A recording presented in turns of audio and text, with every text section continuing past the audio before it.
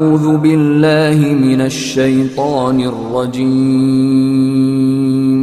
بسم الله الرحمن الرحيم. السلام علیکم ورحمۃ اللہ۔ یہ بھائی سوال کر رہے ہیں کہ 32 سال ہے ان کی عمر اور وہ 20 سال سے شوگر کی مریض کا شکار ہے اور اس کا علاج بھی کر رہے ہیں۔ 3 سال مکمل ہو گئے ہیں، ڈائلسس پر ہیں۔ جب بھی ڈائلسس پر نہیں تھا تب بھی یہ نماز کبھی کبھار پڑھتے تھے اور اب بھی عرصہ ہو گیا یہی ان کا سلسلہ چل رہا ہے۔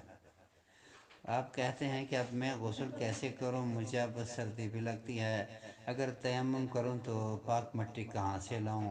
ہمارے گھر میں تو ٹائل لگی ہوئی ہے، مہربانی فرما کر مجھے بتائیں کہ میں پاکی کیسے حاصل کروں۔ میرے بھائی، یہ جو شوگر ہے اس کا تو خیر جو میری پڑھائی ہے گروپ میں ہے وہ آپ صبح شام سننا شروع کر دیں۔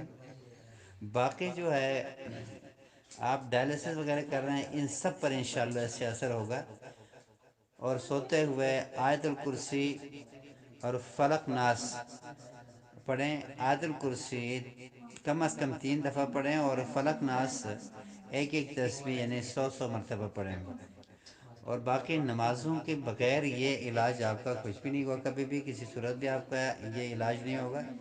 نماز مسلسل پڑھیں، اور آپ اگر کہتے ہو کہ وضو نہیں کر سکتا، غسل نہیں کر سکتا تو تیمم کریں، اور تیمم کے لیے یہ بہانہ ہے کہ پاک مٹی میں کہاں سے لاؤں؟